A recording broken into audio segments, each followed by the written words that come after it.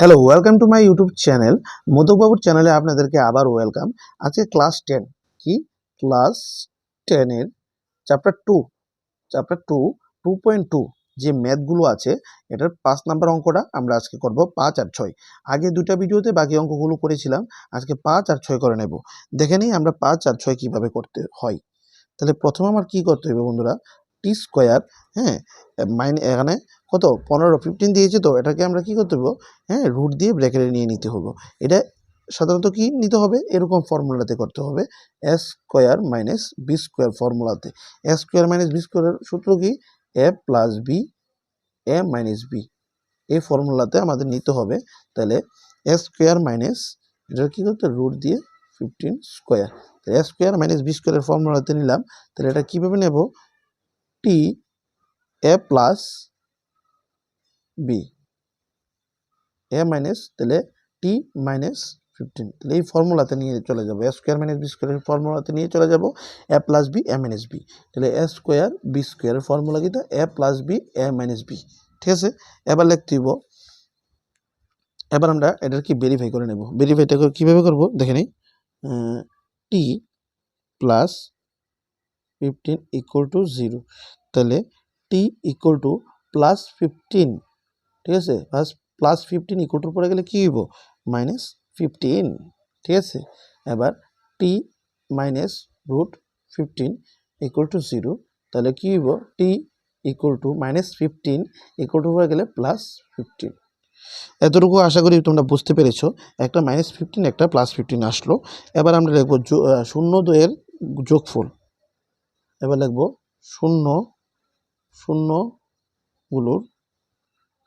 শূন্যগুলোর আমরা শূন্যগুলোর যোগফল বা শূন্য দ্বয়ের গুণফল লিখতে পারি। দেখো, শূন্য দ্বয়ের যোগফল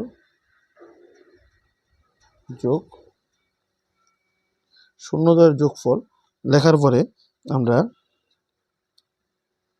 দাগ দিয়ে মাইনাস দেব, লিখব টি এর সহগ, আর নিচে লিখব টি স্কোয়ার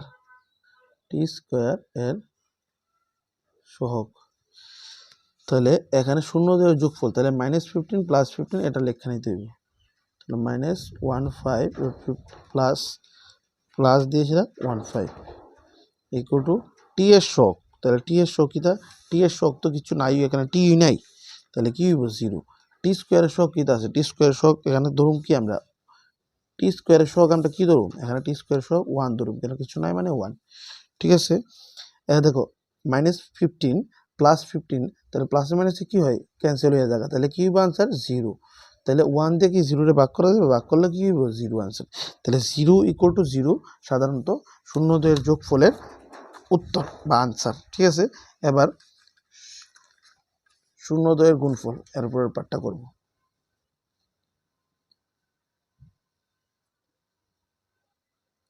শূন্য দ্বয়ের গুণফল কি করব, দেখো সেম লিখতে হইব ধ্রুবক। প্রথম ধ্রুবক লেখার পরে আমাদের করতে হইব কি, দেখো নিচে লিখতে হইব টি স্কোয়ার এর সহগ। এর দ্বারা আশা করি তোমরা লিখে নিয়েছো। এবার ইকুয়াল টু দিয়া মাইনাস রুট 15, এবার গুণফল কইছি দেখা গুণ দেব, এবার 15। তাহলে এখানে ধ্রুবক কোনটা আমাদের, দেখো ধ্রুবক হলো 15। ঠিক আছে, তাহলে এটা লিখে নেব মাইনাস 15 টি স্কোয়ার কত, টি স্কোয়ার তো কিছু নাই মানে কি হইব 1।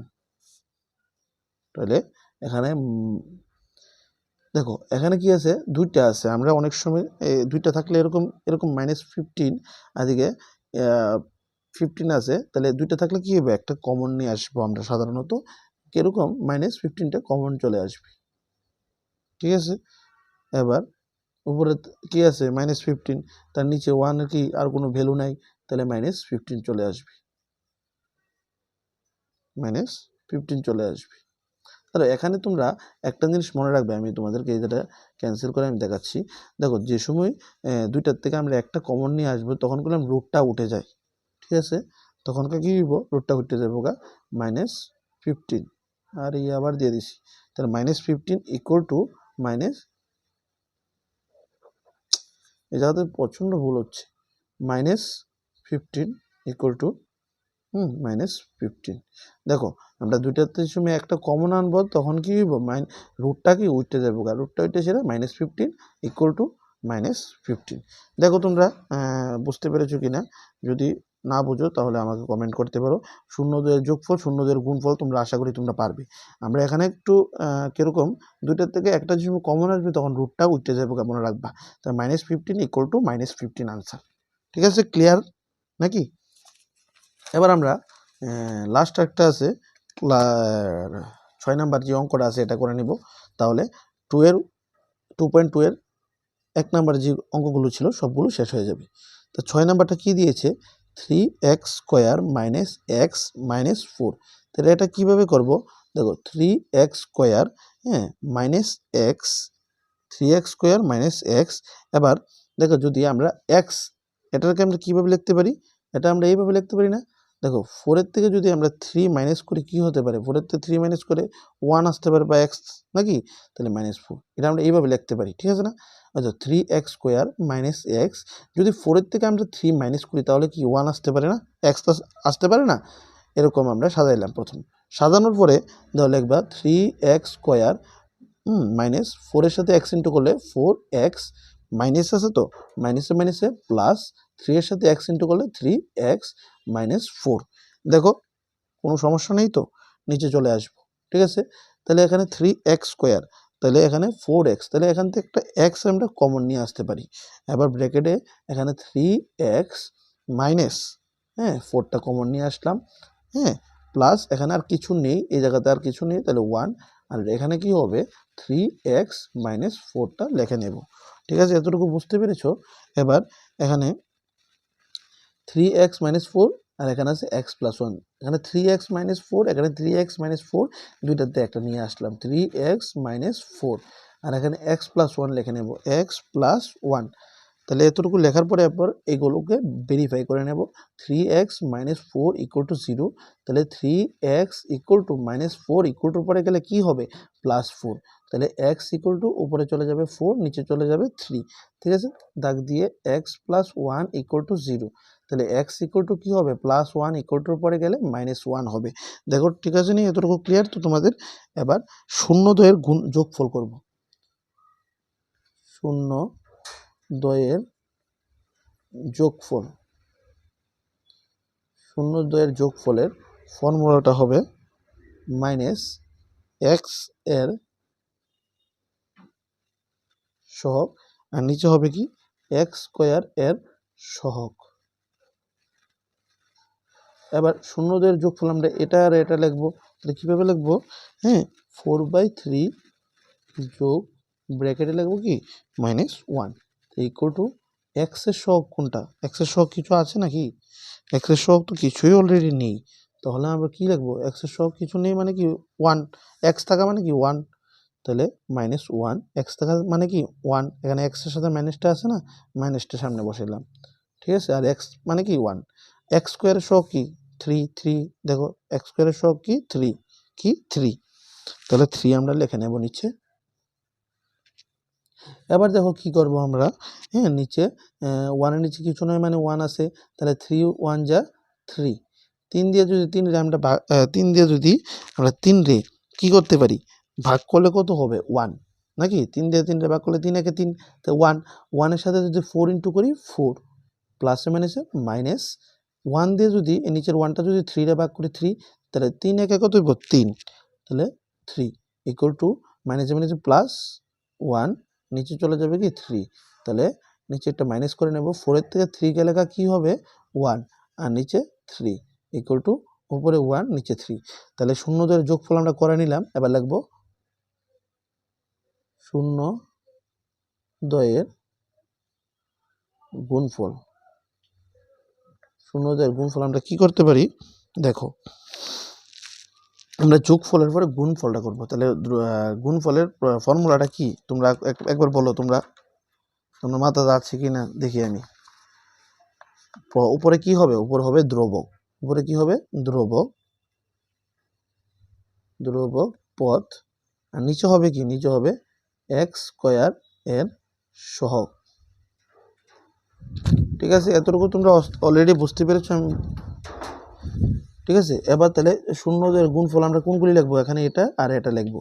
তাহলে এখানে আমরা একটা দাগ দিয়ে উপরে 4/3 হ্যাঁ ইন্টু ব্র্যাকেটে -1।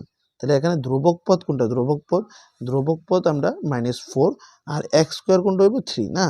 তাহলে ধ্রুবক পদ হবে কি -4, আর এক্স স্কোয়ার কি হইব, এক্স স্কোয়ার হইব কি 3।